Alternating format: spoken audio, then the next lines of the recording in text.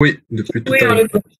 Très bien, très bien. Non, en fait, j'avais pas mis mes écouteurs, j'avais pas mis, j'étais pas encore. Ok, c'est bon, on peut commencer alors. Euh, J'avais dit qu'on allait reprendre le cours pour l'instant et à 11h20, on va faire le TD.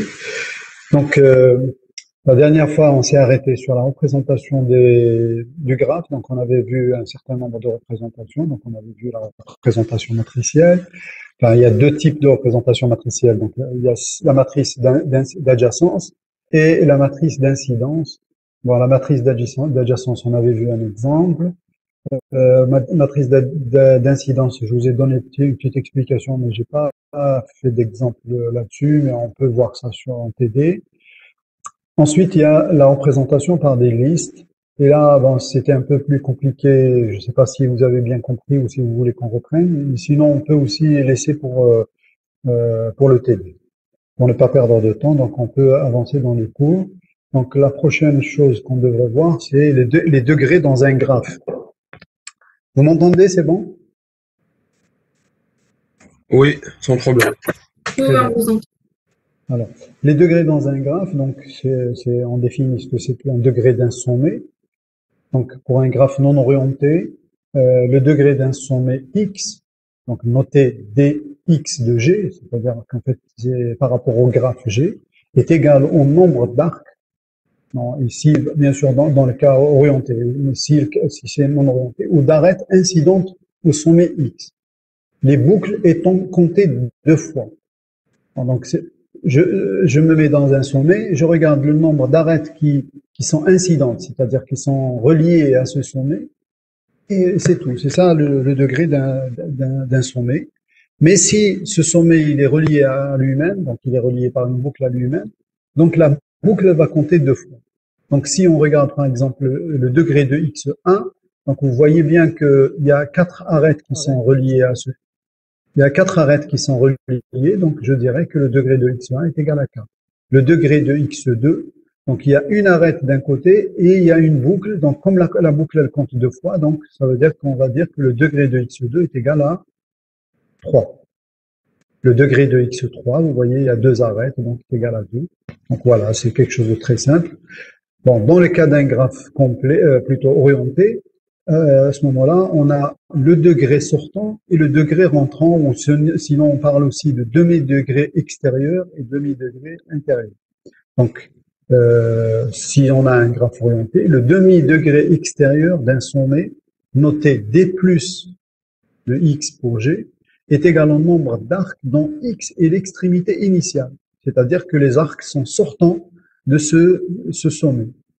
Le demi-degré intérieur d'un sommet x, noté d moins de x pour g, est égal au nombre d'arcs dont x est l'extrémité terminale. C'est-à-dire que les arcs qui sont reliés à ce sommet, enfin, on compte les arcs qui sont reliés à ce sommet, qui sont rentrants vers ce sommet.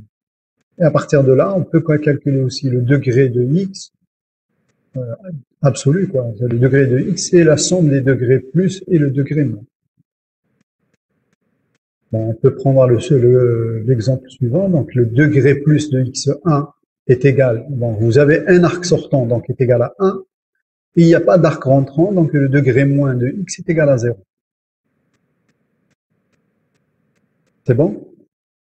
Bon, si on prend le degré plus de x2, donc il y a un seul arc sortant, donc ça va être 1. Et il y a deux arcs rentrants, donc degré moins de x est égal à 2. On prend le sommet 4. Donc le sommet 4, il est là. Donc, il y a un arc sortant et la boucle. Donc, la boucle, elle est sortante, donc on la compte une fois en tant que arc sortant.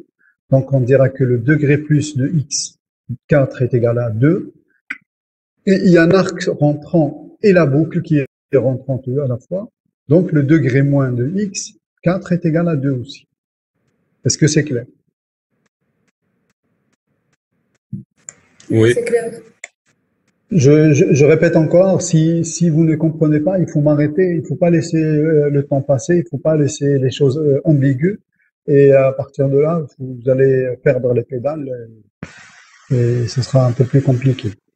Donc, J'insiste sur le fait que si vous ne comprenez pas, intervenez tout de suite. Sinon, s'il n'y a pas d'intervention, moi je continue. Alors, on définit, vous voyez, en fait, ce qu'on a défini là, c'est par rapport à des sommets, c'est-à-dire le degré d'un sommet, le degré plus, le degré moins, ou le degré absolu d'un sommet. Le degré minimal d'un graphe G, noté petit delta de G, est le plus petit degré dans le graphe. C'est le minimum des degrés. C'est simple. Le degré maximal d'un graphe G, cette fois-ci noté grand delta de G, est le plus grand degré dans le graphe. C'est le max des degrés de X. Pour tous les X dans G. Si le degré d'un sommet est égal à 0, ce sommet, on dit qu'il est isolé. C'est-à-dire qu'il n'est relié à aucune arête ou à aucun arc, donc à ce moment-là, on dira qu'il est isolé. Si le degré de X est égal à 1, on dit que le sommet, il est pendant. Il est pendant, c'est-à-dire il est suspendu en quelque sorte. Donc, soit, si le degré d'un sommet est égal à 0, alors le sommet, il est dit isolé. C'est un point comme ça, il n'est relié à aucune arête. Un arc, respectivement une arête, incidente à un sommet pendant, est aussi dit arc ou arête pendant. C'est juste une définition. Alors, là, il y a ce qu'on appelle la formule générale ou la formule des degrés. Dans le cas non orienté, c'est-à-dire dans le cas où on a un graphe non orienté, alors là, on a la somme de tous les degrés, des degrés de tous les sommets est égale à 2 fois cardinal de E. C'est-à-dire, en fait, c'est égal à 2 fois le nombre d'arêtes. La somme de tous les degrés, si on fait la somme de tous les degrés d'un graphe, on va trouver que ceci est égal à 2 fois le nombre d'arêtes. C'est normal parce qu'en fait, qu'est-ce qui s'est passé? C'est que chaque arête, on l'aura compté une fois quand on calcule le degré d'un certain sommet. Donc, on va la compter une fois. Et comme l'arête, elle est reliée à 2 sommets, donc elle va être comptée 2 fois. Donc, c'est pour ça qu'on trouve 2 fois le nombre d'arêtes. Bon. On peut démontrer ça. La démonstration, elle peut se faire par récurrence. Donc, on peut prouver cette égalité par récurrence. En effet, pour un graphe G0, n'ayant aucun sommet, ayant n sommets et aucune arête, donc 0 arête, l'égalité est vérifiée. Pourquoi? Parce que tous les sommets sont de degré 0, puisqu'il n'y a aucune arête. Donc, tous les sommets sont des sommets isolés. D'accord? Et donc, si tous les sommets sont de degré égal à 0, donc la somme des degrés est égale à 0, et comme il n'y a aucune arête, donc le nombre d'arêtes est égal à 0, donc l'égalité, elle est vérifiée. La somme des zéros est égale à 0, et 2 fois cardinal de E qui est égal, E cardinal de E qui est égal à 0, c'est égal à 0, donc l'égalité, elle est vérifiée. Maintenant, on suppose que l'égalité est vraie pour m arêtes. Donc, si on a un m arêtes dans notre graphe, on suppose que l'égalité est vérifiée, c'est-à-dire que la somme des degrés pour tous les x appartenant à grand X, le degré de x est égal à 2,1. Il est facile de voir que l'ajout d'une arête, donc, alors, d'une part, augmente de 1 le degré de 2 sommets, parce que quand je rajoute une arête, je vais la relier à 2 sommets distincts peut-être, hein, ou bien si c'est une boucle, je vais la relier à un même sommet, mais elle va être comptée 2 fois. Donc, si je relie cette arête à 2 sommets distincts, différents, donc ça veut dire que les 2 sommets, leurs degrés vont augmenter de 2, n'est-ce pas? Enfin, chacun va augmenter de 1, mais dans la somme, ça veut dire qu'on va augmenter de 2. Et d'un autre côté, le nombre d'arêtes, il a augmenté de 1, et comme c'est multiplié par 2 de ce côté-là, donc l'égalité, elle va être préservée. D'accord? Donc d'un côté, l'arête, elle va augmenter le degré de 2 sommets, de 1, mais s'il s'agit d'une boucle, elle va augmenter le sommet auquel elle est reliée directement de 2. Donc finalement, la somme des degrés, elle va augmenter de 2. D'accord? Et d'un autre côté, puisqu'on a rajouté une arête, donc cardinal de E va augmenter de 1, et comme c'est multiplié par 2, donc le second membre va augmenter aussi de 2. Donc les deux côtés vont augmenter de 2, donc l'égalité, elle est préservée. C'est clair? Oui. D'accord. Monsieur, est-ce que vous pouvez nous donner un exemple sur ça? Bah, écoutez, c'est une démonstration, mais si vous voulez, on peut reprendre par exemple ici.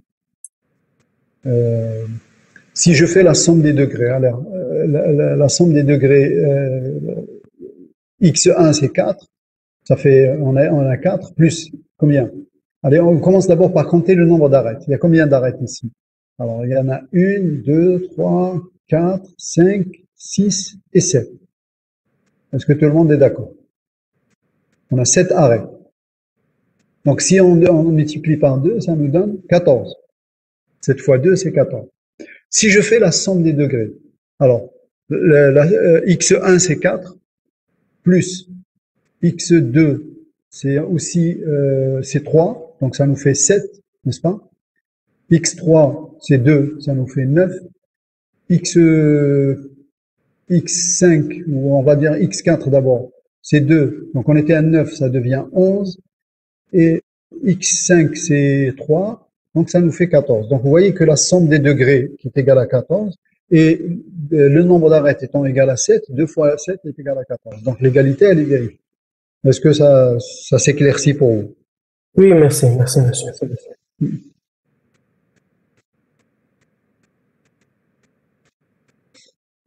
Pour le cas orienté, la somme des degrés, elle restera égale à 2, mais à 2e, pardon, 2 cardinal de U. Et d'un autre côté, si on compte uniquement les sommes des degrés plus ou bien la somme des degrés moins, ces deux sommes elles sont égales et les deux sommes elles sont égales aussi au cardinal de grand U. On peut adapter la démonstration précédente pour faire la démonstration aussi de cette propriété. Donc c'est pareil parce qu'en fait, si vous voulez intuitivement déjà, qu'est-ce qui se passe? C'est que quand on fait la somme des degrés plus, ben, ça veut dire qu'on compte pour chaque sommet, on compte les arcs sortants. D'accord? Donc pour chaque sommet, on compte les arcs sortants. Et comme on doit parcourir tous les sommets une et une seule fois, donc on va compter tous les arcs sortants. Donc ça veut dire, et comme les arcs ont tous une extrémité initiale, donc ils sont bien sortants de quelque part, donc ça veut dire qu'on va compter tous les arcs une et une seule fois. Donc c'est pour ça qu'il y a cette égalité, si vous voulez, la somme des arcs sortants, la somme des degrés plus pour tous les sommets est égale à cardinal de U, de même pour la somme des degrés moins. Bon, à partir de cette égalité, on peut déduire déjà que le nombre de sommets de degrés impairs dans un graphe est toujours pair. Alors, qu'est-ce que ça veut dire? Le nombre de sommets de degrés impairs dans un graphe est toujours pair. C'est un exercice dans le TD, on va le démontrer aussi. C'est un peu simple parce que vous avez ici une somme et vous avez des termes qui sont pairs et des termes qui sont impairs. D'accord? Et comme la somme, elle est paire, donc forcément le nombre de termes qui sont impairs ici doivent être pairs. Sinon, si vous faites vous sommez un certain nombre de termes qui sont impairs et que le nombre de termes il est impair aussi, donc le résultat va être impair. Si vous faites 3 plus 5 plus 7, vous allez trouver un résultat impair parce que j'ai additionné 3 nombres, 3 qui est impair, 3 nombres impairs. Donc forcément le résultat va être impair.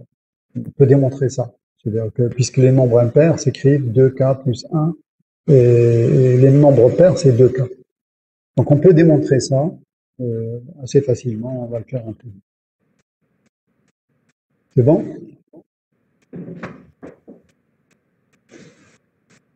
Alors, on va passer maintenant à quelques notions dans les graphes, la notion de sous-graphe et de graphe partiel. Donc, étant donné un graphe G, donc avec l'ensemble de sommets X et l'ensemble d'arcs U, un graphe orienté, on peut aussi considérer la même chose dans les graphes non orientés, et soit A un sous-ensemble, pardon, ici c'est pas appartient mais inclus, dans X, un sous-ensemble de sommets et V un sous-ensemble de U, donc respectivement de E. Donc ça dépend si le graphe est orienté ou pas. Donc qu'est-ce qu'on appelle un graphe partiel? Un graphe partiel G' de G engendré par l'ensemble d'arcs, respectivement d'arêtes, donc V' ou bien E', et le graphe G' égal à XV. C'est-à-dire, ça veut dire qu'on a enlevé un certain nombre d'arcs ou bien d'arêtes. C'est-à-dire que si j'ai, par exemple, ce graphe-là, d'accord? Si j'enlève cet arc et celui-ci et celui-là, par exemple, j'obtiens un graphe partiel. Si j'enlève un certain nombre d'arcs, donc je garde un sous-ensemble d'arcs, mais les sommets, je garde la totalité des sommets. Donc j'obtiens ce qu'on appelle un graphe partiel. C'est clair? Pour le sous-graphe, par contre, cette fois-ci, on va prendre un sous-ensemble de sommets. Donc un sous-graphe de G engendré par l'ensemble de sommets A qui est inclus dans X et le graphe GA égale A au lieu de X. Cette fois-ci, c'est le sous-ensemble A, UA. Donc U par rapport à A. Et c'est quoi UA? C'est l'ensemble des arcs tels que leur extrémité initiale appartient à A et leur extrémité terminale appartient à A. Bon, cette notation, peut-être que je ne l'ai pas définie. Donc, les deux extrémités doivent appartenir à A. C'est-à-dire que les arcs dont les extrémités n'appartiennent pas à A seront supprimés.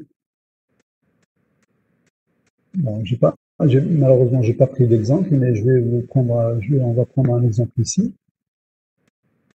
Si, par exemple, je prends le sous-ensemble X1, X2, X3, ou X4, allez. Allez, on va prendre le sous-ensemble X1, X2, X3, X4.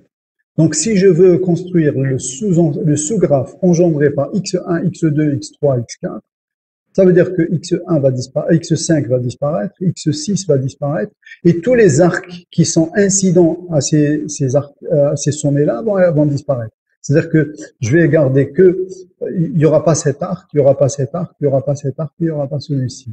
Donc il va me rester l'arc qui relie X3 à X2, l'arc qui relie X4 à X2, et l'arc qui relie X3 à X4, et la boucle qui relie X4 à lui-même. Donc, les arcs qui relient les sommets restants vers les sommets que j'enlève vont disparaître. Bien sûr, et aussi les arcs qui relient les sommets qui ont disparu vont disparaître. D'accord? Donc, quand il s'agit d'un sous-ensemble de sommets, quand on prend un sous-ensemble de sommets, le graphe qui est engendré par ce sous-ensemble de sommets est appelé sous-graphe. Quand on prend tous les sommets et qu'on prenne un sous-ensemble d'arcs ou bien un sous-ensemble d'arêtes, on parle de graphe partiel. On peut parler aussi de sous-graphe partiel. À ce moment-là, ça veut dire que on a pris un sous-graphe, donc un sous-ensemble de sommets, et même les arêtes, on en a enlevé certaines, même si leurs extrémités, elles sont là. Monsieur, Oui. vous pouvez répéter la différence entre graphe partiel ou sous-graphe? Je dis, le sous-graphe, c'est lorsque je considère un sous-ensemble de sommets. Donc, je considère un sous-ensemble. Donc, on considère l'ensemble de sommets A, et ce A, il est inclus dans X, pardon. D'accord? A inclus dans X. Il n'est pas égal. Hein. Inclus, c'est-à-dire un sous-ensemble propre. Il ne doit pas être vide non plus. Donc, à ce moment-là, si je prends un sous-ensemble, donc je vais garder ce sous-ensemble de sommets. C'est comme si je disais, je prends les sommets qui représentent les villes d'Algérie et je prends les arêtes. C'est quoi? C'est toutes les villes qui ont, par exemple, un aéroport qui relie ces deux villes, par exemple. C'est clair comme ça? Ça, c'est mon graphe, de manière générale. Donc, si je prends les villes d'Algérie qui ont un aéroport, et je prends les liaisons qu'il y a entre les villes qui sont reliées par un aéroport. Et après, je peux dire, par exemple, je veux prendre que les villes du Nord. Donc, si je prends que les villes du Nord, ça veut dire que j'ai pris un sous-ensemble de sommets. Donc, forcément, les villes du sud, je les ai enlevées. Donc là, j'ai pris un sous-graphe. Par contre, si je dis, je garde toutes les villes, mais je garde uniquement les villes qui sont reliées par exemple, par la compagnie Tassili Airlines. Donc, ça veut dire que je ne garde pas tous ceux qui sont reliés par Air Algérie. Donc, du coup, qu'est-ce qui va se passer? C'est que ça veut dire que je vais enlever certaines liaisons. Mais les villes, je vais les garder toutes. Vous avez compris? Donc, à ce moment-là, je parle de sous-graphe. Donc, si j'enlève des liaisons, donc je parle de sous-graphe. Si j'enlève des sommets, je parle de sous-graphe. Je répète, peut-être que j'ai dit une bêtise. Donc, si j'enlève des liaisons, donc des arcs ou des arêtes, donc je parle de graphe partiel. Si j'enlève des sommets, donc comme les villes, je parle de sous-graphe. D'accord. Très bien. Monsieur, Oui. dans la définition du graphe partiel, à quoi sert V'? Parce qu'en fait, je vais parler de V dans le cas orienté et de E enfin V' on aurait pu être U'. C'est juste enfin, c'est une erreur de notation. Non, c'est V, c'est V pas, c'est pas V'. C'est V inclus dans U. C'est pas V', c'est une erreur. Vous avez raison. D'ailleurs, ici, c'est bon. Ici, il n'y a pas de V'. C'est V inclus dans U. D'accord?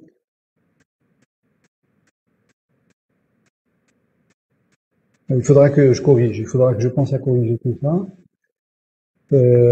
avant de vous envoyer ces slides.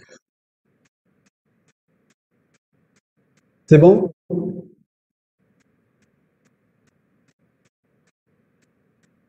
n'y a pas de questions?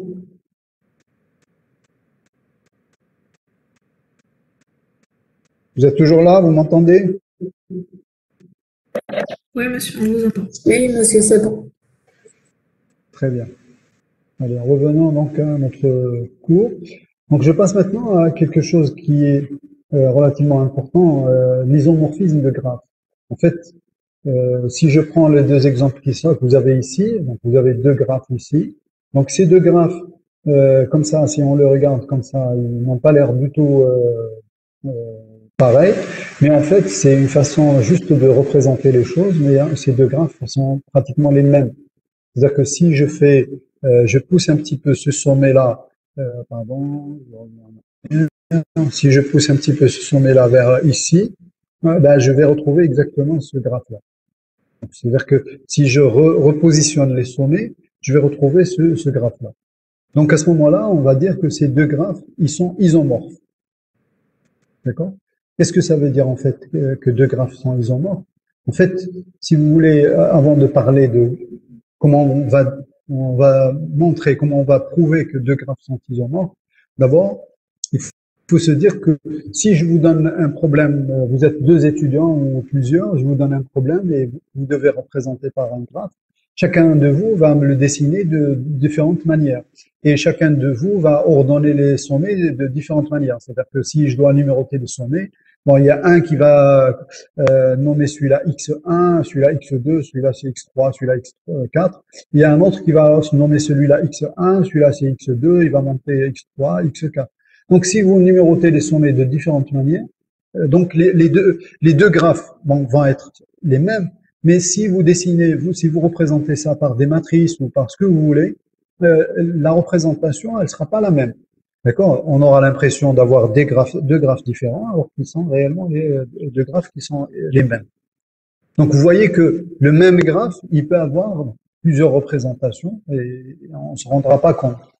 Maintenant, comment on peut prouver ou comment on peut voir que les deux graphes sont les mêmes? Donc, on parle pas d'égalité, mais on parle d'isomorphisme. Donc, on ne dit pas que deux graphes sont égaux, mais on dit ils sont isomorphes. Donc, ils sont pratiquement identiques, mais à une numérotation près. Pour prouver que deux graphes sont isomorphes, c'est quelque chose de relativement difficile. Pourquoi c'est difficile? Parce que c'est quelque chose dans lequel on doit passer en quelque sorte par toutes les combinaisons linéaires.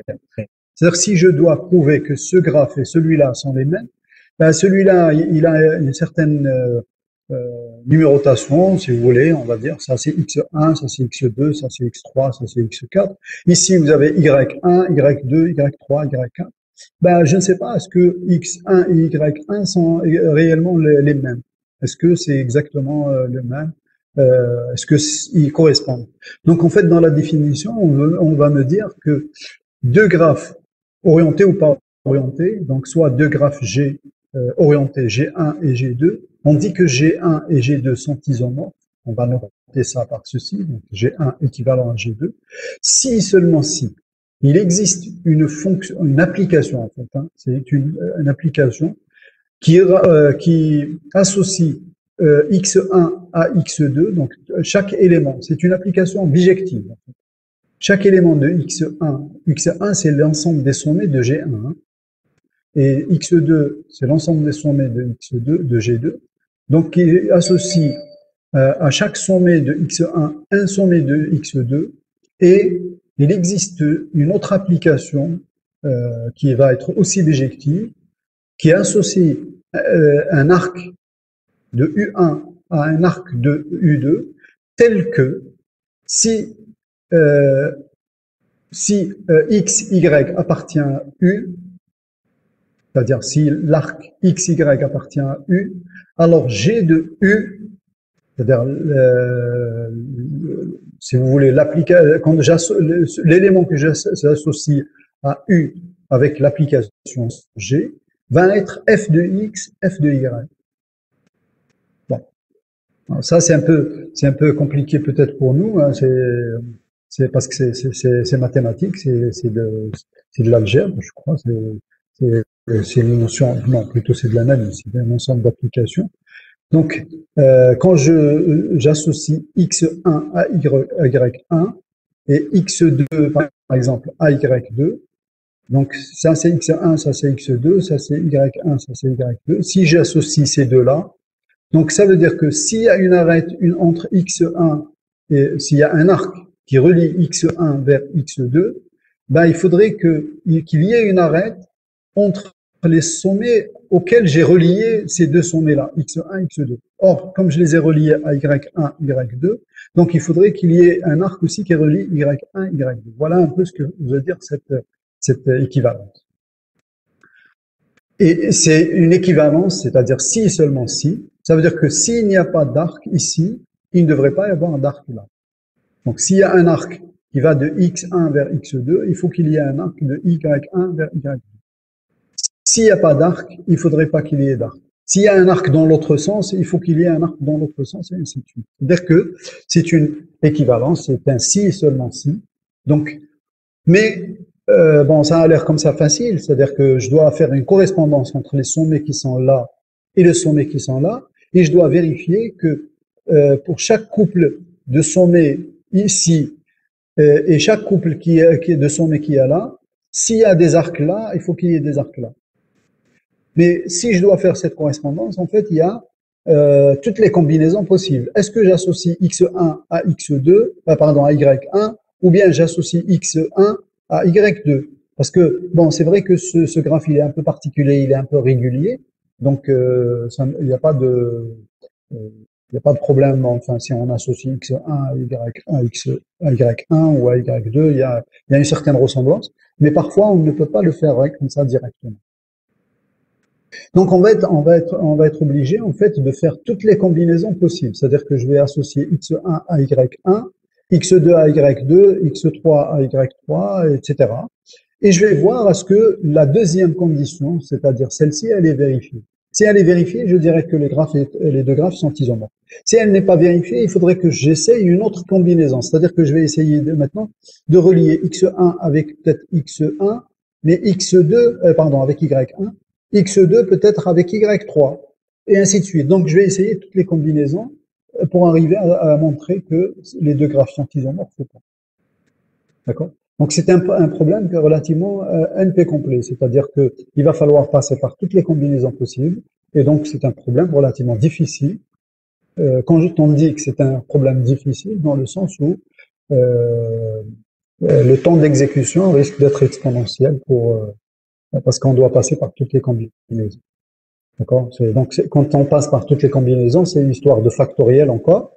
Et donc, le nombre d'itérations va être exponentiel par rapport au nombre de sommes. C'est bon? Je vous vois silencieux, hein. Je vous ai perdu. Oui, c'est bon. Ouais. De la même manière, dans le cas où les deux graphes ne sont pas orientés, donc si on a G1 et G2 égale à X1 E1, X2 E2, on dit que G1 et G2 sont isomorphes, on note que G1 est équivalent à G2. S'il existe une application bijective qui relie les sommets de X1 à X2, telle que si X, Y sont reliés par l'application, d'accord? Alors, phi de X, si X et Y appartient à E, donc phi de X, phi de Y appartient aussi à E2. Donc, si X, Y appartient à E1, c'est-à-dire s'il y a une arête, bon, c'est le même principe. S'il y a une arête entre X et Y, donc il doit y avoir une arête entre phi de X et phi de Y. C'est-à-dire que si je relie ce sommet avec celui-là, et ce sommet avec celui-ci, par exemple, donc s'il y a une arête ici, il doit y avoir une arête. Mais bon, après, là, il y a des arêtes un peu partout. Donc c'est un graphe complet, donc on verra ça un peu plus tard. Mais ce n'est pas toujours facile. Donc soit on a un certain nombre de conditions. Donc comme je disais que pour démontrer ou pour vérifier, si vous voulez, que deux graphes sont isomorphes, c'est quelque chose de relativement difficile. Mais il existe quand même quelques astuces pour soit dire que je peux aller plus loin, soit pour écarter. Mais ce n'est pas des conditions nécessaires et suffisantes. C'est une condition qui est nécessaire mais pas suffisante. Donc là, on a une proposition, soit deux graphes isomorphes, G1 et G2, soit ils sont orientés ou non orientés. Alors forcément, cardinal de x1 est égal à cardinal de x2, et cardinal de y1 est égal à cardinal de u1 est égal à cardinal de u2, respectivement e1 est égal à e2. Et quel que soit x appartenant à x1, degré de x, de degré bien sûr, de degré égal à degré de x dans G1. Alors il existe un y appartenant à x2 de degré égal. C'est-à-dire que c'est normal, ça veut dire que si vous avez un sommet qui est de degré égal à 2 par exemple dans l'un des graphes, il faut qu'il y ait un sommet de degré 2 dans l'autre graphe. Je dirais même plus, c'est-à-dire que si j'ai deux sommets de degré 2, il faut qu'il y ait deux sommets de degré 2. Il ne faut pas qu'il y ait un de degré 2 d'un côté et deux de l'autre. Donc, on a en fait la même séquence de degrés. C'est-à-dire que si j'ai les degrés, disons 2, 2, 3, 4, etc., donc je dois avoir la même séquence de degrés dans l'autre graphe. Bien sûr, la séquence, je vais la trier dans l'ordre croissant. Par contre, la réciproque n'est pas toujours n'est pas toujours vraie. On peut trouver deux graphes non isomorphes ayant le même nombre de sommets et le même nombre d'arcs et même les mêmes degrés. Bon, si vous voulez on peut voir un exemple. Je vais prendre un document Word.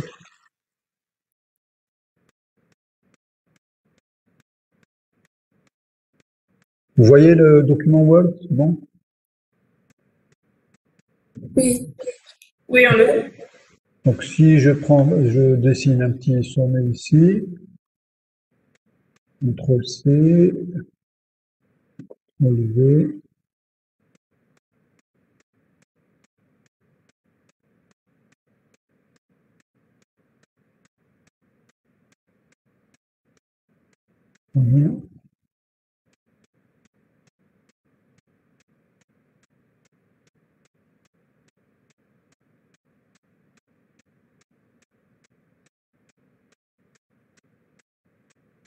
vous avez ce graphe-là, bon, je vais relier avec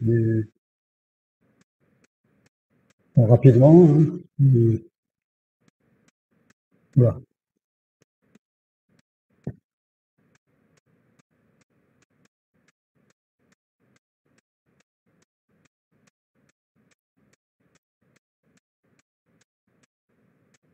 Je prends un autre comme ça, un autre comme ça. Vous voyez mon graphe là, c'est bon? Vous voyez, c'est bon? On voit le graphe, oui. Très bien. Donc je dessine un peu la même chose. Allez, je vais faire ça. Je vais le copier pour aller vite. CTRL-C, CTRL-V. Mais cette fois-ci, je vais faire ça.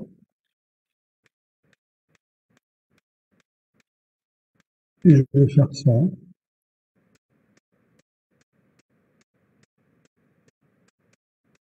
Voilà.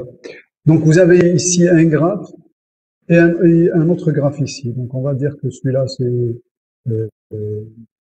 si je peux. Là c'est G1 et celui-là c'est G2.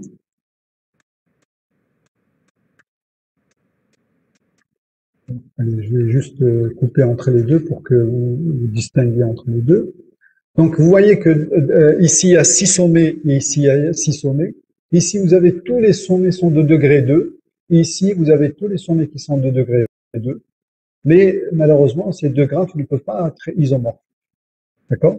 Parce que on ne pourra pas trouver. C'est-à-dire comment on va prouver qu'ils ne sont pas isomorphes? Enfin, on va appliquer la définition. C'est-à-dire qu'on doit trouver une bijection entre les sommets. Donc je dois numéroter ces sommets qui sont ici, je dois numéroter les sommets qui sont là. Donc je vais appeler cela x1, x2, etc. Cela y1, y2, etc. Et je dois faire une association entre les deux.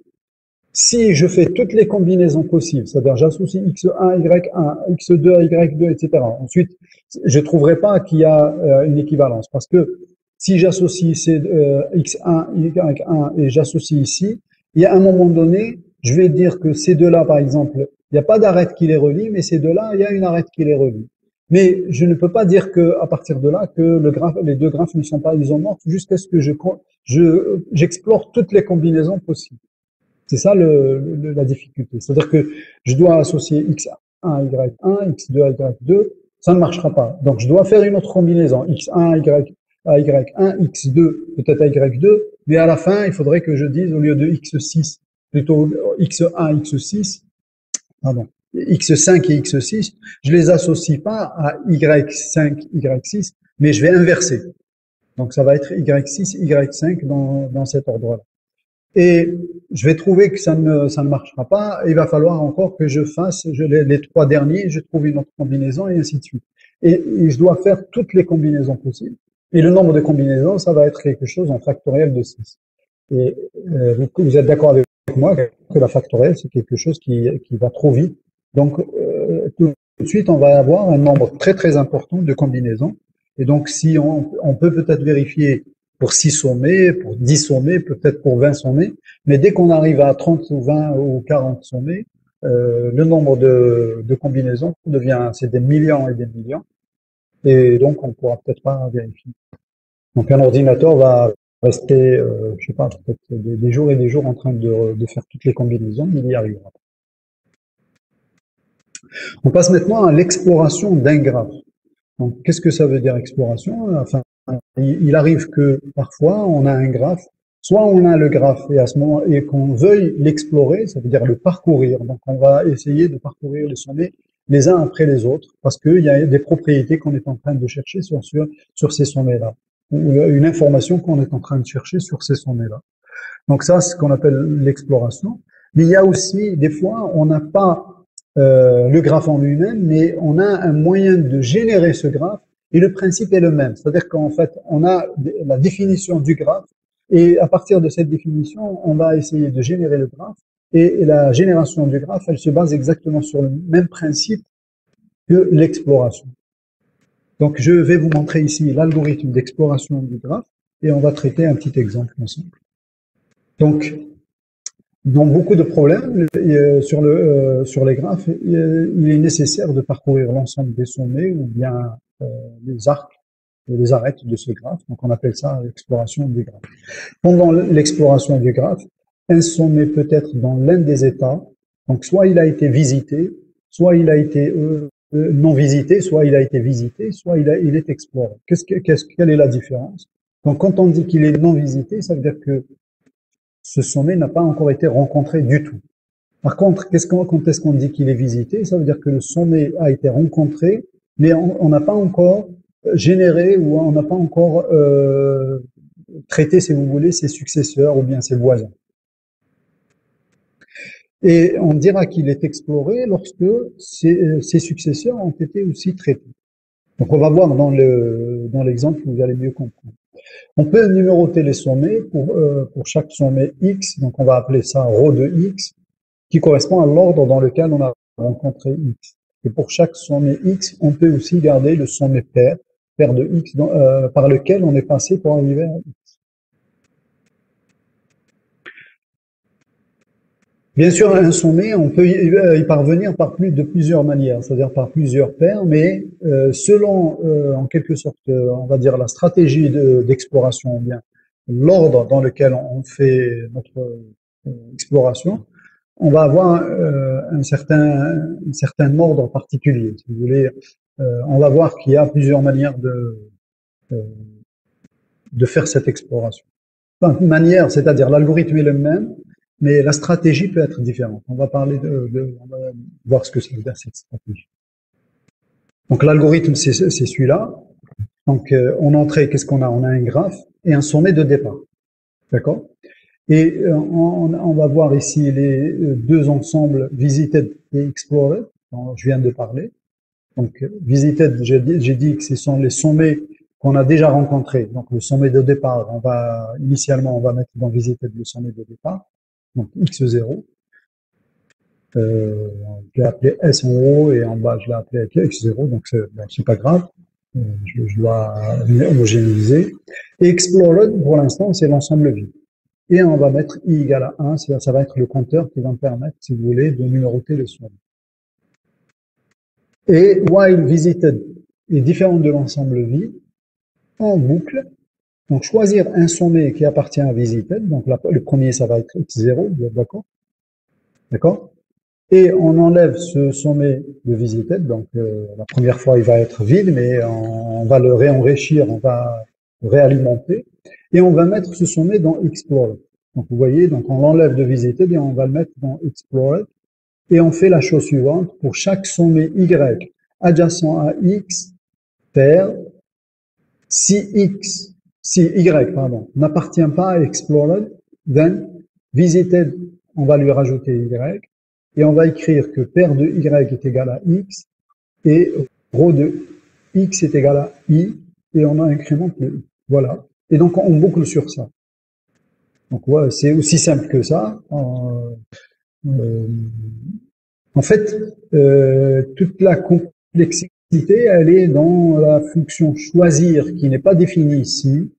Et vous voyez ici que je dis, par exemple, visited est égal à re, visited moins x. Bon, j'utilise des notations mathématiques, mais quand on programme, en fait, là, on va utiliser des structures de données assez particulières. Donc, le moins x va avoir un certain sens. Donc, je vous expliquerai dans la suite ce que cela veut dire. Mais avant de vous expliquer enfin cela. Pardon, monsieur. Oui. J'ai pas compris à quoi sert le i et qu'est-ce que le ρ de x? Ben c'est le i, ça va être un compteur qui permettra de numéroter les sommets au fur et à mesure de leur visite. C'est-à-dire à chaque fois que je visite un sommet, je le numérote. Enfin, j'explore un sommet. Donc, le premier sommet, c'est tout. Je numérote les sommets dans l'ordre de leur visite. De leur exploration. Monsieur, s'il vous plaît. Oui. C'est quoi la différence entre visited et explored? J'avais dit ici que visited, ça veut dire que je l'ai rencontré, mais je n'ai pas encore généré ses successeurs. C'est tout. Je n'ai pas encore traité ses successeurs. Donc, vous voyez ici, par exemple, x0, je le considère comme visited, mais je n'ai pas encore, tant que je n'ai pas encore traité ses successeurs, je l'ai pas mis dans explored. Dès la première fois que je rentre déjà, je le mets dans explored. Pourquoi? Parce que je vais commencer à traiter ses successeurs. Donc, for each sommet y adjacent à x, donc vous voyez, c'est ça, ses successeurs. En fait, ses successeurs ou bien ses voisins. Hein, parce que ça dépend s'il s'agit d'un d'un graphe orienté ou pas. D'accord? Donc, du moment qu'ici, je vais traiter ces voisins ou bien ces successeurs, donc je le mets dans Explorer. À chaque fois que j'enlève un sommet de visited, je vais traiter ces voisins et je le mets dans Explorer. C'est bon? D'accord, merci. J'espère que vous allez mieux comprendre avec l'exemple. Donc, on va prendre un exemple. Comme je suis paresseux, donc je prends toujours le même graphe, parce qu'il fallait que je fasse du copier-coller. C'est très compliqué de redessiner un graphe. Donc, allez, je suppose que je vais démarrer de x4. Bon, c'est un exemple comme ça. Je vais dire que S est égal à x4. Donc, initialement, d'après l'algorithme, visited va être égal à x4 et explored va être égal à l'ensemble vide. C'est l'algorithme qui dit ça. Donc ça, c'est l'initialisation. C'est bon? Donc la première itération, donc on prend le sommet x4 de visited, c'est ce qui est dit. Donc on a dit choisir un sommet de visited. Donc il n'y a qu'un seul, donc je le prends. Donc c'est le sommet x4, hein, non pas s4 de visited. On l'ajoute à explored, c'est l'algorithme qui le dit, et on ajoute les sommets x1, x5 adjacents à x4 à visited. Pourquoi? Qu'est-ce qu'il me dit? Il me dit, vous prenez tous les successeurs ou bien les voisins de x4 et vous les rajoutez à visited. Hein, je reviens un peu vers l'algorithme. Donc ici, for each, pour tout sommet y adjacent à x, d'accord? Donc, qu'est-ce que if y n'appartient pas à explorer, s'il n'appartient pas, alors je rajoute y à visiter. Donc, je vais voir dans mon exemple, x1, est-ce qu'il appartient à explorer? Donc, je suis en train de traiter x4. Donc, Non. Donc, je prends les sommets adjacents à x4, c'est quoi? C'est x1 et x5. C'est ça? Oui. D'accord? Donc, c'est ceux-là qui sont adjacents. Oui. X1 et X5, c'est les successeurs de X4. Pas successeur ou sommet adjacent, on a dit. Hein. C'est la même chose. Enfin, successeur quand on parle d'orienté. Si le graphe était orienté. Mais ici, on parle de seulement adjacent. C'est-à-dire qu'ils sont voisins. D'accord? Oui. Donc, les sommets x1 et x5 sont les sommets qui sont adjacents à x4. Donc, je vais les prendre un par un. Est-ce que x1 appartient à explored? Explored initialement était égal à l'ensemble vide. Enfin, on a mis juste x4 dedans. Donc, x1 n'appartient pas à explored, donc je le rajoute à visited. Et x5 n'appartient pas à explored, donc je le rajoute à visited. Donc, la prochaine fois, visited va être égal à x1. Donc, on a enlevé x4 et on a mis x1 et x5. Et explored maintenant égal à x4. C'est clair pour cette itération? Oui, monsieur. Très bien. Deuxième itération. Donc, qu'est-ce qu'on me dit? Donc, quand je vais boucler à partir de la boucle externe, hein, donc la boucle la plus à l'extérieur. Donc, on va choisir encore un sommet de visited. Bon, on peut choisir soit x1, soit x5. Donc, visited est égal à x1, x5. Donc, si on prend par exemple x5, bon, j'ai fait exprès pour compliquer un peu les choses de choisir x5, mais on peut prendre x1. On l'ajoute donc à explored. Donc, explored va être égal à x4, x5. Et on ajoute aussi les sommets qui sont adjacents à x5 à visited. Bien sûr qu'ils ne sont pas déjà dans explored. Quels sont les sommets adjacents à x5?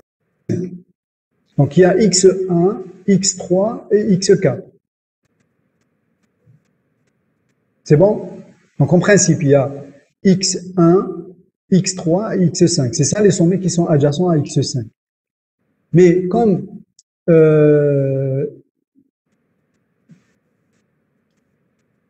qu'est-ce que j'ai dit? x1, x3 et x4. C'est ça qui sont les sommets adjacents à x5. Mais comme x4, il est déjà dans explored, donc celui-là, je le rajoute pas à visiter. Donc, je rajoute seulement x1 et x3 qui sont adjacents à x5 à visiter. Je recommence. J'ai considéré le sommet x5 de visited. J'avais le choix entre x1 et x5. Je prends x5. Donc, pour x5, je vais donc la première chose, c'est que je vais le rajouter à explore. Deuxième chose, je vais prendre tous ses voisins, c'est-à-dire tous les sommets qui lui sont adjacents, qui sont x1, x3, x4. Je vais prendre x1. Je vais vérifier, est-ce qu'il est dans explored? Il n'est pas dans explored, donc je vais le rajouter à visiter. Je vais prendre x3. Est-ce qu'il est dans explored? Il n'est pas dans explored, donc je vais le rajouter à visiter. Et le dernier, c'est x4. Je vais regarder, est-ce qu'il est dans explored? Il est dans explored, donc je le rajoute pas à visiter. Pourquoi? Parce que, regardez, l'algorithme, qu'est-ce qu'il dit? Il dit que if y n'appartient pas à explored, then visited égale visited union égale. C'est-à-dire que je ne le rajoute dans visited que s'il n'est pas déjà dans explored. Pourquoi? C'est pour ne pas visiter un même sommet deux fois. C'est pour ne pas explorer un même sommet deux fois. C'est-à-dire pour ne pas boucler. Sinon, on va boucler indéfiniment. Si on fait pas ça, l'algorithme, il va boucler indéfiniment. C'est clair? C'est bon? Monsieur, Oui. et Monsieur, le paire de Oui. x, ça sera x4 ou ça va devenir x5? Le paire de x1. x1. X1, pour l'instant, je l'ai... oui, c'est x5. Ah non, pardon. Attendez, excusez-moi. Le paire de x5, parce qu'on l'a rencontré deux fois. Oui. Non, pas x5. Non, pas x5. X5, on l'a rencontré là une seule fois. Le paire de x5, c'est x1. Le paire de x5, c'est x1. x1, c'est x5, non? Le paire de x1, C'est oui, X4. ça va être x5. Et maintenant, c'est x5. Monsieur, mais il avait C'est x5. Hein. l'ensemble de visites. Il y avait X1 au départ. Oui. Et que son père, c'est X4. Il y avait x5 et on le rencontre une deuxième fois. X1, on l'a rencontré deux fois, donc, mais comme c'est l'union, donc on va pas le mettre deux fois, donc il devait rajouter une deuxième fois. Alors, bon. à la première itération, on met le paire à x4, puis à la deuxième itération, on le change, on le met à x5. C'est ça, oui, c'est vrai. En fait, bah écoutez, ça, j'aurais pu rajouter ici if y n'appartient pas à explored and y n'appartient pas à visiter, et à ce moment-là, j'aurais gardé l'ancien paire. C'est tout.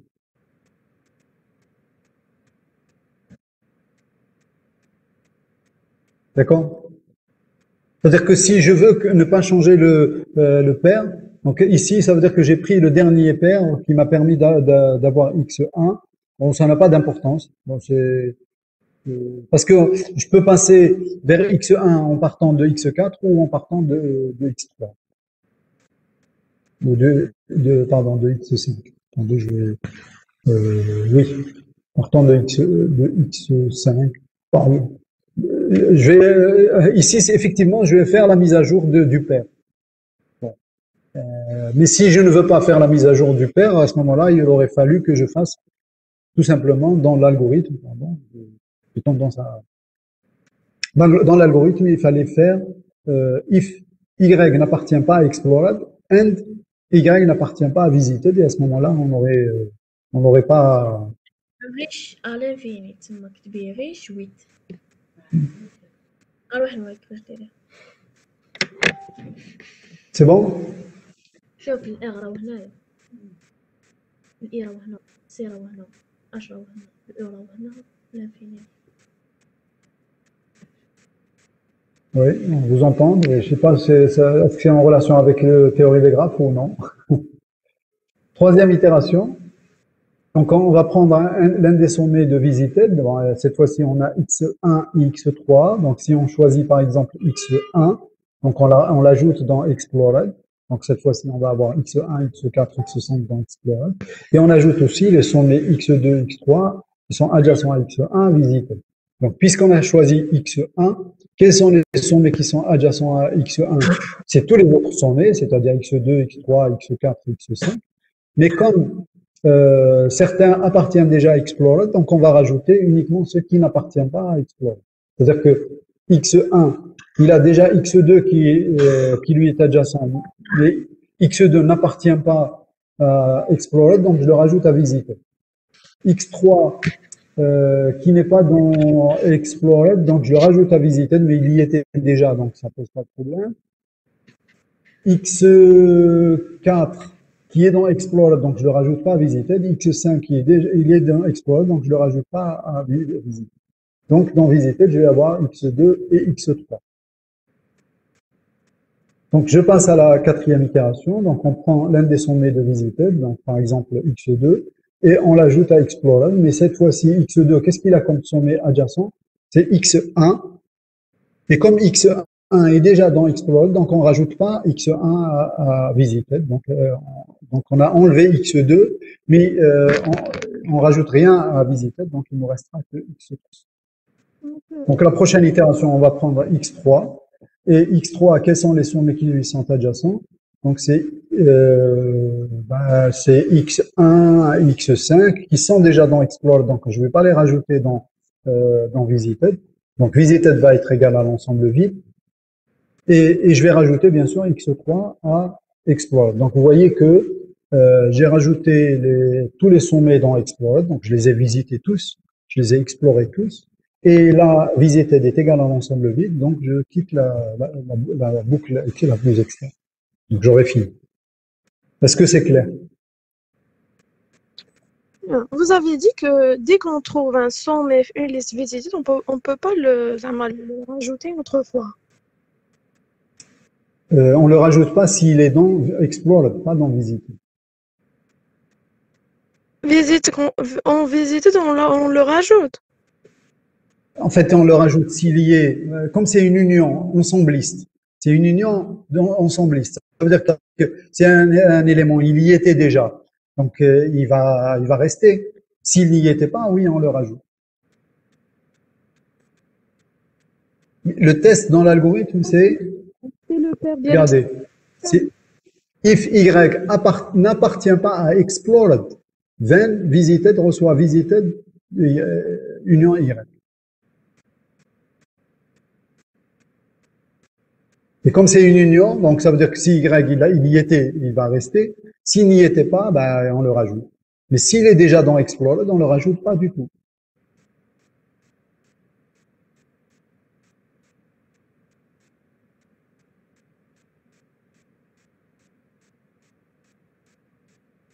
C'est bon?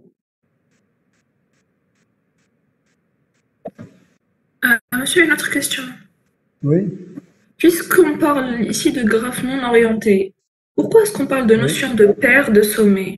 C'est par rapport au chemin qu'on a pris. Oh, c'est exact, oui. C'est par rapport à l'ordre dans lequel on a fait le parcours. Donc, on est passé par ce sommet, donc on va le considérer comme étant paire, mais bon, c'est vrai que c'est un sens qui a, une interprétation qui a une direction, mais bon, ça n'a pas vraiment beaucoup d'importance.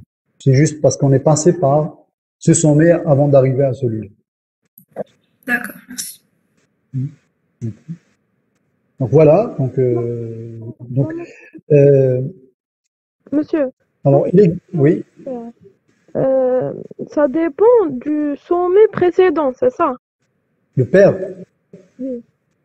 Oui, ça dépend du sommet, le dernier sommet qu'on a visité, qu'on a exploré pour arriver à ce sommet-là.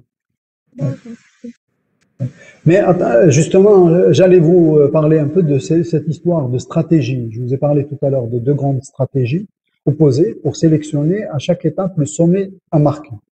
Donc, si vous regardez dans l'algorithme, j'ai parlé ici de choisir un sommet. Donc, si ici, dans la première ligne, dans la boucle while, choisir un sommet X appartenant à visiter.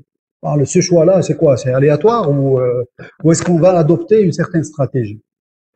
Donc, en général, c'est pas aléatoire. Donc, en général, on adopte une stratégie particulière. Donc, si on veut faire une recherche en profondeur ou une exploration en profondeur, dans l'exploration, l'algorithme cherche à aller très vite en profondeur dans le graphe en s'éloignant du sommet S de départ. La recherche sélectionne à chaque étape un sommet voisin du sommet marqué à l'étape précédente. Dans cette exploration, l'ensemble visité est une pile. Ça veut dire qu'en fait, au lieu de dire choisir, on va dépiler. Donc, dépiler, ça veut dire qu'on va prendre le dernier sommet. Ça veut dire que on va prendre, en fait, le dernier qui a été rajouté. Donc, quand on rajoute, au lieu de parler de l'union, on va dire empiler. Et quand on va dire choisir, on va dire dépiler. Vous comprenez?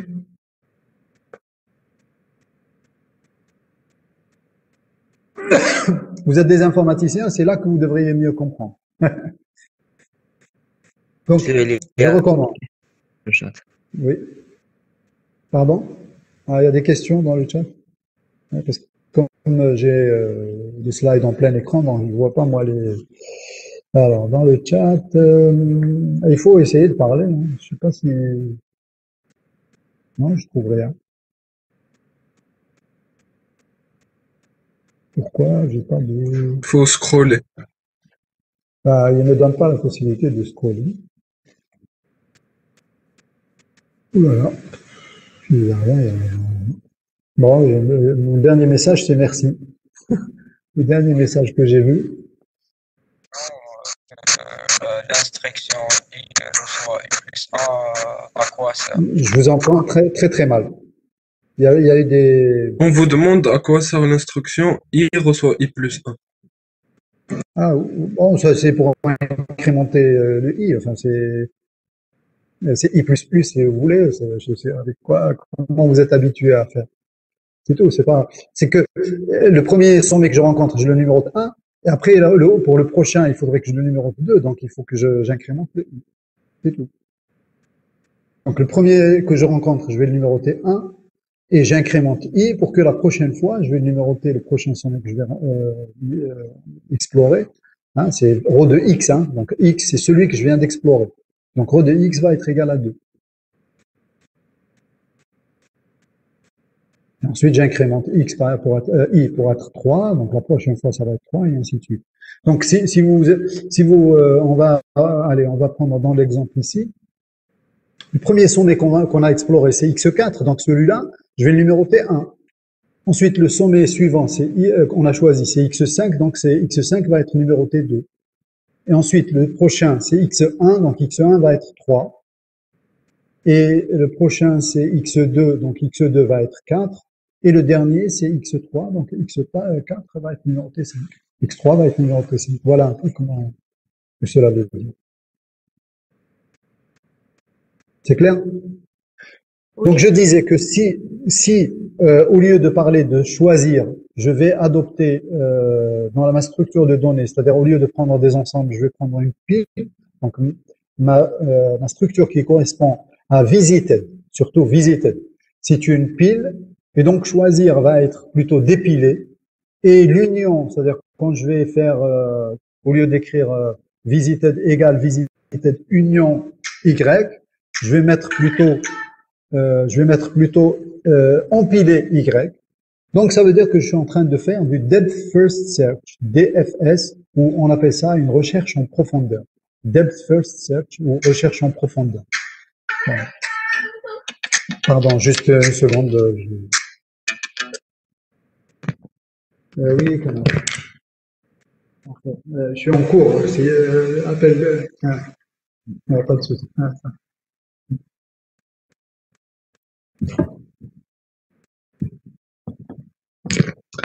Pardon. Donc voilà. Donc ça c'est Depth First Search, c'est recherche en profondeur. Et vous avez une autre stratégie qui est pas basée sur ce qu'on appelle la recherche en largeur, Breadth First Search, donc BFS. Dans cet algorithme, la recherche cherche contrairement à épuiser la liste des sommets proches de S avant de poursuivre l'exploration du graphe. Donc vous avez plutôt une stratégie en FIFO. Donc dans la première, c'est last in, first out, c'est-à-dire le dernier que j'ai visité, c'est celui-là que je vais explorer en premier. Donc, last in, first out.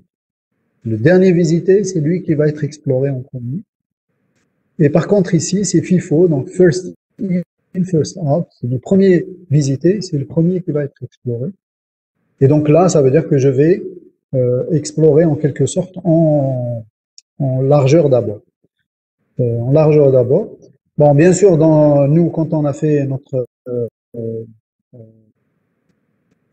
exemple, ben, on n'a adopté aucune de ces deux-là. Donc, je sais pas, j'ai choisi au hasard le sommet à prendre de visiter. Donc, je n'ai pas adopté l'une ou l'autre. D'accord? C'est bon?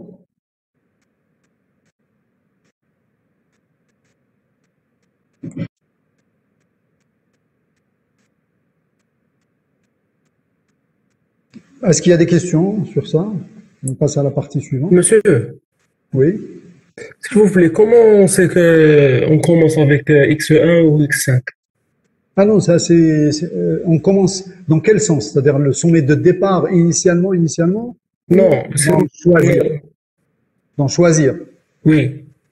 Bon, moi j'ai pris comme ça au hasard, mais je vous ai dit, selon c'est la stratégie que vous voulez adopter. Est-ce que vous voulez faire une recherche en profondeur ou une recherche en largeur? Vous adoptez une structure de données, c'est-à-dire que votre ensemble visited va être soit une pile, soit une file. Si c'est une pile, donc vous dépilez et vous empilez, donc ça veut dire que vous avez en LIFO, donc ça va être une recherche en profondeur. Si vous choisissez plutôt pour visited une file, ça veut dire que vous faites une recherche en largeur d'abord. Après, vous allez me dire pourquoi choisir l'une ou l'autre. Bah écoutez, ça dépend. Si on est en train de faire une recherche, par exemple, dans un arbre, pas un graphe, dans un arbre, et que vous voulez atteindre les feuilles plus rapidement, donc vous faites la recherche en profondeur. Si vous voulez plutôt explorer les niveau par niveau dans votre arbre, donc vous faites une recherche en largeur d'abord. D'accord? Ça dépend de votre objectif, hein. C'est-à-dire que je peux pas vous dire maintenant pourquoi je choisirais une stratégie par rapport à une. D'accord? C'est selon vos besoins. C'est-à-dire vous devez explorer un graphe. Vous devez, en fonction de vos besoins, vous pouvez adopter une stratégie ou l'autre. D'accord? D'accord, monsieur. Écoutez, je vais vous dire par exemple, bon, c'est un peu différent, mais je vous donne ça comme exemple, mais c'est pas réellement comme ça que ça se passe. On verra concrètement comment ça se passe dans les prochains chapitres. Comme je vous disais, la théorie des graphes, elle est très utilisée dans beaucoup de domaines, hein, c'est-à-dire qu'on utilise les algorithmes de théorie des graphes, et en particulier cet algorithme d'exploration dans beaucoup de domaines, hein, dans le domaine de l'intelligence artificielle. Et le plus simple pour vous, c'est si vous regardez par exemple, vous utilisez tous Google Maps, j'imagine, hein, pour dire à vos camarades qu'on est là et pour vous rejoindre, pour trouver le chemin, ne serait-ce que pour ça, mais sinon vous pouvez utiliser Google Maps pour vous déplacer. Mais Google Maps, c'est quoi? C'est une carte et vous avez tous les quartiers qui sont dans la ville sont représentés en quelque sorte par des sommets. Donc vous êtes sur un sommet et vous voulez rejoindre un autre sommet. L'algorithme de Google Maps, il doit essayer de voir tous les chemins qui mènent vers votre destination en partant de votre départ. Donc tous ces chemins-là, c'est quoi? Il va essayer de voir tous les parcours possibles pour atteindre votre sommet. Donc c'est une exploration en quelque sorte. Maintenant, est-ce que il va faire du largeur d'abord ou de profondeur d'abord? Théoriquement, si on veut trouver une solution rapidement, mais sans chercher nécessairement le chemin le plus court, on va faire une profondeur d'abord. Tout de suite, on trouve un chemin, parce que je vais aller droit vers le chemin, vers la destination, en quelque sorte. Sauf si je suis bloqué, à ce moment-là, je vais faire des retours arrière, des backtracks. D'accord? Mais le backtrack, il est prévu ici. C'est-à-dire que l'algorithme, il est prévu le backtrack dedans, hein, donc le retour arrière. Maintenant, si je cherche le chemin optimal, je suis obligé en quelque sorte, d'explorer tous les chemins pour qui atteignent ma destination. Donc là, que je choisisse profondeur d'abord ou largeur d'abord, ça n'a pas d'importance. Bah, dans tous les cas, je vais. Mais il faut pas que je m'éloigne, c'est tout. C'est-à-dire qu'il faudrait pas que je cherche à aller vers l'est, il faudrait pas que je prenne les routes qui me mènent vers l'ouest. Bon, ça c'est des stratégies qui sont qu'on verra aussi dans les recherches de chemin le plus court dans les chapitres suivants. Ici, on n'a pas un objectif particulier, on n'a pas un critère particulier pour l'instant pour dire que je choisis en profondeur d'abord ou en largeur d'abord. Mais selon le problème que vous avez, vous pouvez avoir à choisir entre l'un et l'autre. C'est bon? Alors, on passe maintenant aux propriétés des graphes. Donc, les graphes, ils peuvent avoir certaines caractéristiques, donc qu'on appelle propriétés. Donc, plusieurs propriétés peuvent être définies sur le graphe. Donc, la première propriété, c'est la multiplicité d'un arc ou la multiplicité d'un graphe. Donc, multiplicité d'un graphe, avant de définir ça, on définit d'abord la multiplicité d'un arc. Donc, on appelle multiplicité d'un arc U égale à XY, respectivement d'une arête et XY. La valeur MXY correspondant au nombre d'arcs qui relient X à Y. Bon, respectivement arête, hein, c'est-à-dire si c'est des arêtes. Donc ça veut dire que je peux avoir plusieurs arcs qui relient X vers Y, de X vers Y. Hein. C'est différent de Y vers X, attention. C'est-à-dire que si je veux calculer ou déterminer la multiplicité de X vers Y, je ne compte pas les arcs qui vont de Y vers X. Je compte que les arcs qui vont de X vers Y. Donc, la multiplicité de cet arc, c'est le nombre d'arcs qui relient X à Y. Et à partir de là, la multiplicité d'un graphe G, c'est le nombre M de G correspondant au maximum des multiplicités des arcs. C'est-à-dire que si j'ai M de G supérieur à 1, à ce moment-là, je parle d'un multigraphe.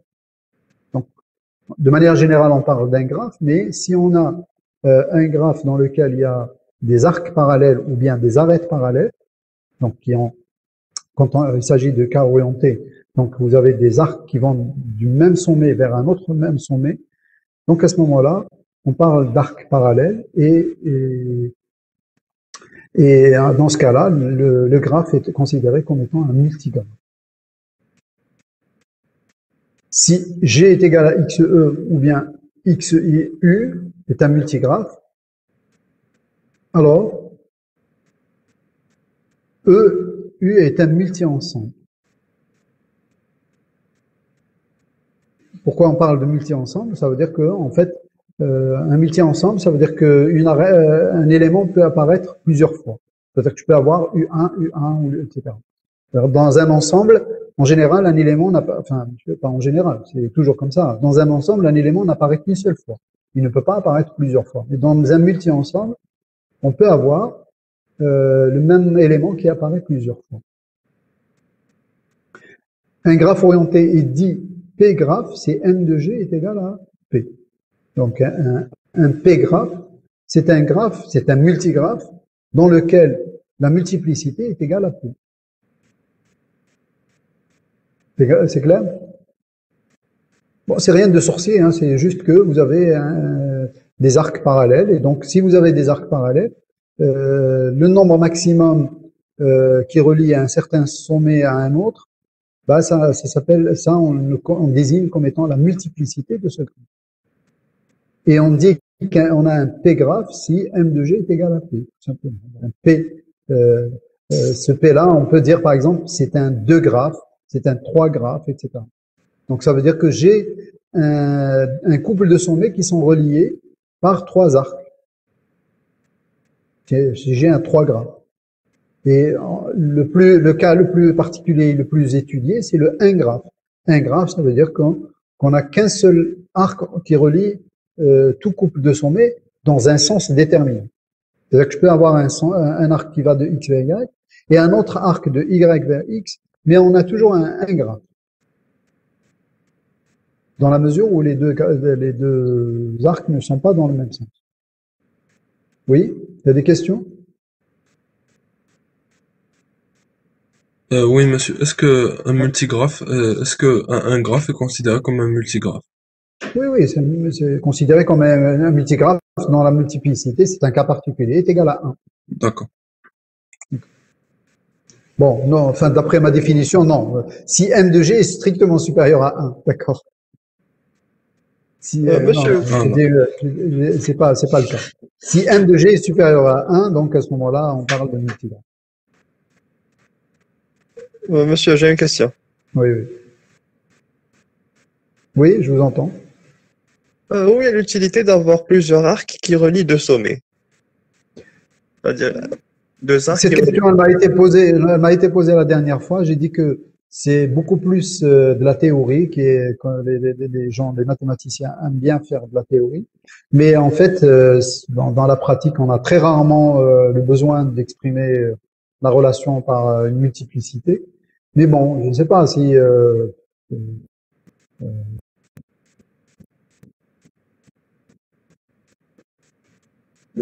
si par exemple, imaginez que euh, je prends un ensemble d'étudiants. Vous êtes un ensemble d'étudiants et bon, dans la mesure où vous faites par exemple le passage avec dette, etc. Donc vous ne faites pas tous les mêmes modules, n'est-ce pas?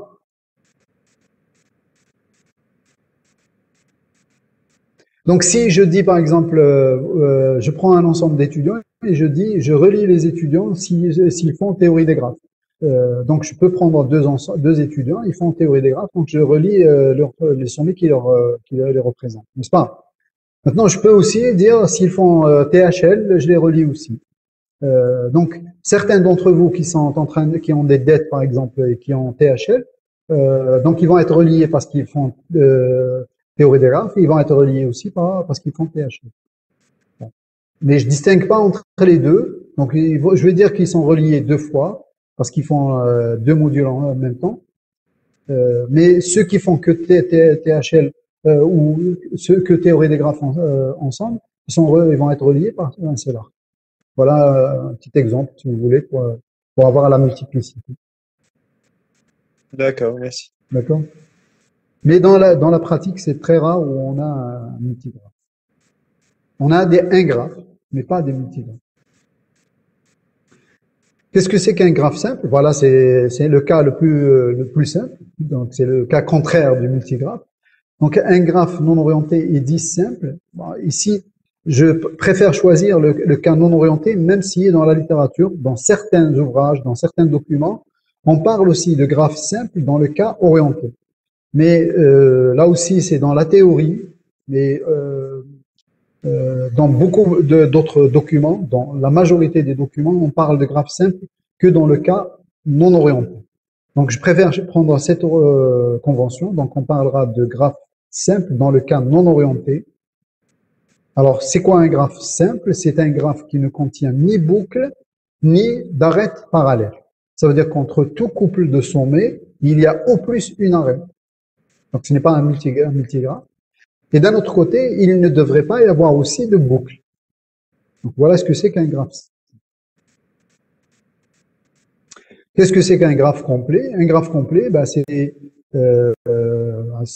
un graphe simple aussi, complet, qu'on note Kn, et ça veut dire que tous les sommets sont reliés deux à deux. Hein, tous les sommets sont reliés par des arêtes. Et là aussi, en général, on considère le cas non orienté, même si dans la définition ici, je parle aussi de graphe complet dans le cas orienté. Mais bon, dans la majorité des documents, on parle de graphe complet dans le cas non orienté. Donc cette définition, vous prenez uniquement la partie de non orienté, la partie de cas orienté, vous laissez là de côté. C'est bon?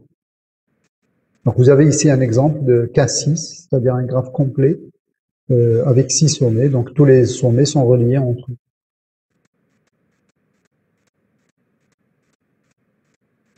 C'est bon?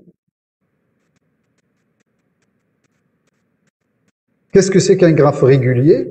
Alors un graphe est dit K régulier, c'est quel que soit X appartenant à un grand X, ou si vous voulez un sommet de G, on a degré de x est égal à k. En d'autres termes, tous les sommets sont de degré égal à k, donc le degré minimum du graphe et le degré maximum de ce graphe est égal aussi à k. D'accord? Donc vous avez ici un sommet qui comporte 6 sommets et qui a tous les sommets qui sont de degré 4, donc on dira qu'il est 4 réguliers. C'est clair? Oui, monsieur, on vous demande si un graphe complet doit être simple.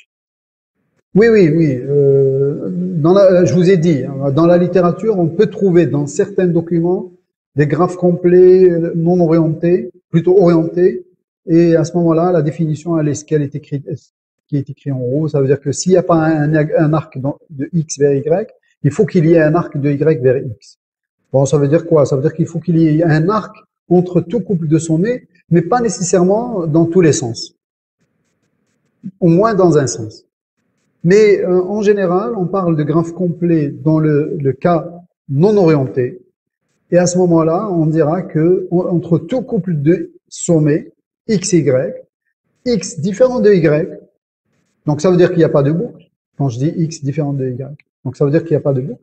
Il faut que x et y appartient à E, ça veut dire qu'il y a une arête entre x et y. Donc voilà un exemple d'un graphe complet avec 6 sommets.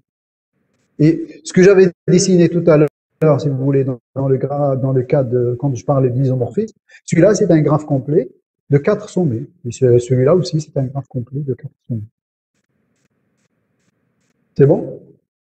Monsieur, ما كاش des exemples على multigraphe. Ben, j'ai pas prévu d'exemple, mais bon, c'est juste que vous pouvez. Allez, je vais prendre mon document. Si vous voulez rajouter ici quelque chose, pas comme ça. Bon, je sais pas ce qui s'est passé. Alors, je vais reprendre. Non, pas ça.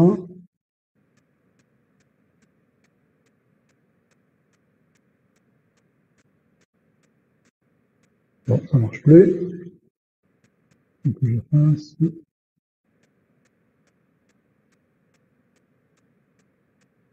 Voilà, ça marche plus.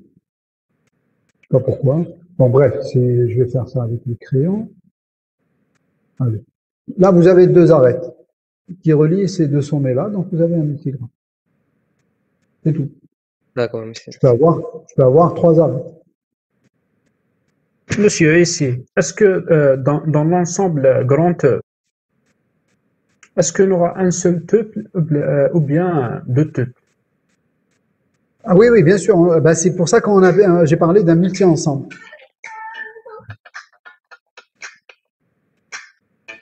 Pardon, une seconde, juste une seconde, s'il vous plaît.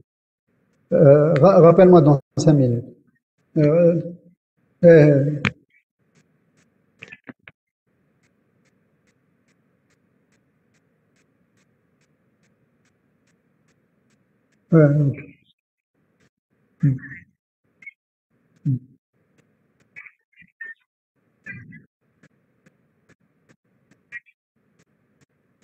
Ok. Donc la question qui a été posée, c'est est-ce qu'on doit avoir le même tuple plusieurs fois? Oui, justement, c'est pour ça que j'ai dit ça va être un multi-ensemble et non pas un ensemble. Un multi-ensemble, il est permis d'avoir un élément plusieurs fois. C'est bon? Oui, c'est bon, merci. Voilà. Donc vous avez ici un graphe, un multigraphe, dont la multiplicité est égale à 3 parce que vous avez un couple de sommets qui est relié par 3 arêtes. Donc la multiplicité est égale à 3. Donc s'il était orienté, dans le cas orienté seulement, on parlera, enfin si j'avais ici des arcs qui sont reliés et qui vont dans le même sens, donc si j'avais ici quelque chose comme ça,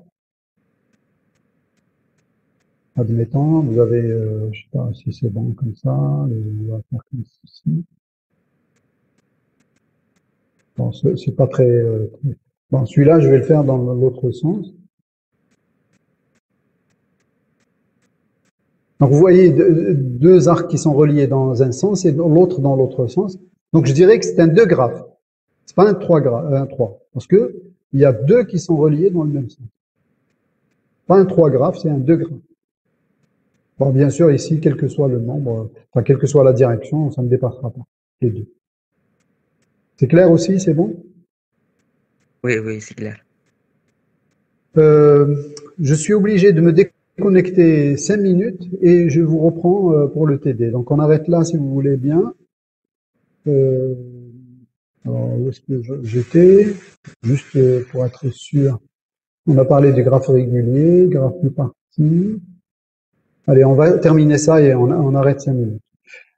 Donc, je vais parler juste de ce que c'est qu'un graphe biparti.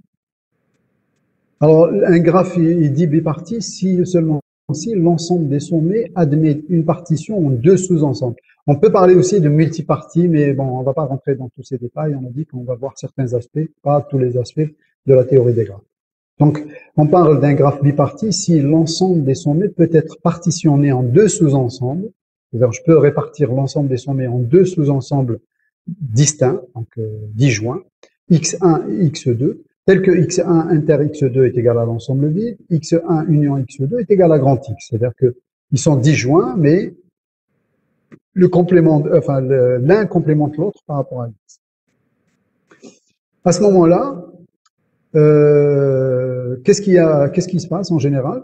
C'est que les éléments qui appartiennent à grand X1 ne sont pas reliés entre eux. Et les éléments qui sont reliés à X2 ne sont pas reliés entre eux. C'est-à-dire que les arcs ou les arêtes qui sont dans ce graphe ne relient que des sommets de grand X1 et des sommets de grand X2. Voilà ce que ça veut dire un graphe biparti. Bon, bien sûr, il peut être orienté comme il peut ne pas être orienté.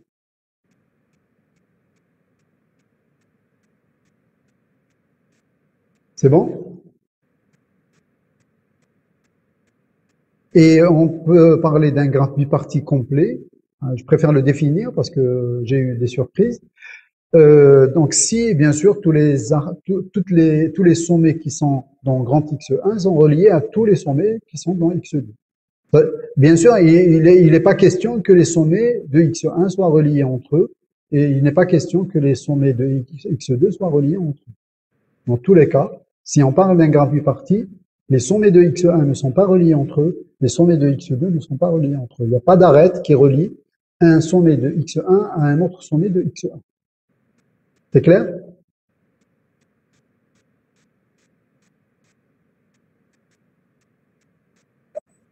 J'ai pas compris. Non, alors, vous n'avez pas compris. Si je prends ce graphe, vous avez en fait l'ensemble des sommets, c'est quoi? C'est x1, x2, x3, x4, y1, y2, y3. Donc vous avez 7 sommets ici. C'est ça mon graphe. Maintenant, dans ce graphe, je peux le partitionner. Je peux diviser l'ensemble des sommets en deux sous-ensembles. Donc le premier, c'est x1, ça va être x1, x2, x3, x4. Pardon. Et le deuxième, c'est x2 qui va contenir y1, y2, y3. De telle sorte à ce que les sommets qui appartiennent à x1 ne sont pas reliés entre eux. C'est-à-dire qu'il n'y a aucune arête qui relie les sommets qui appartiennent à x1 et il n'y a aucune arête qui relie les sommets qui appartiennent à x2.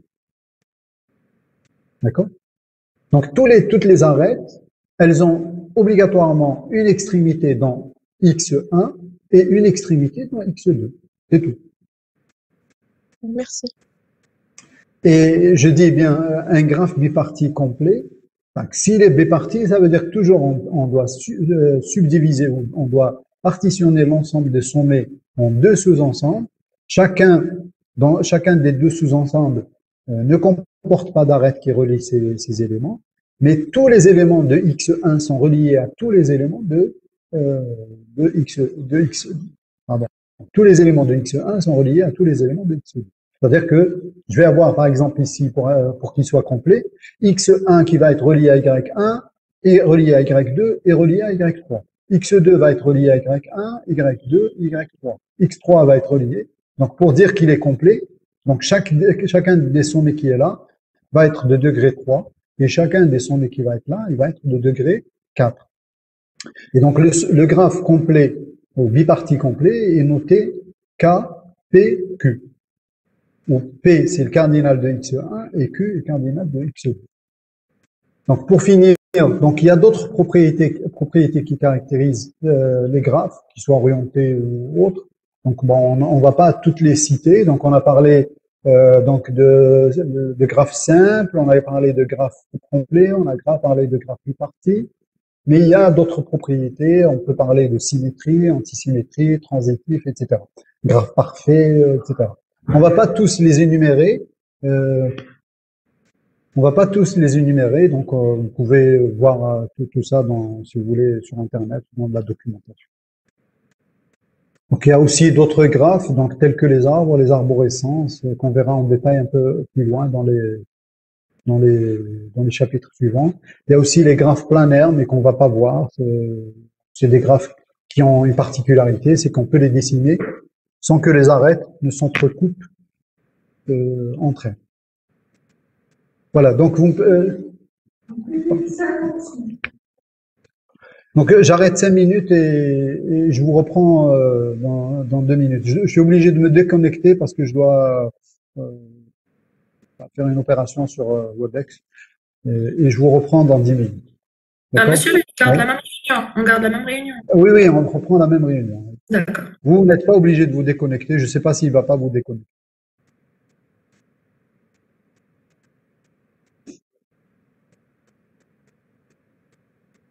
J'espère qu'il ne va pas me déconnecter. Bon. Alors, mettre fin à la réunion. Je suis obligé de me déconnecter, malheureusement. Je vais voir si je peux me connecter avec un autre compte.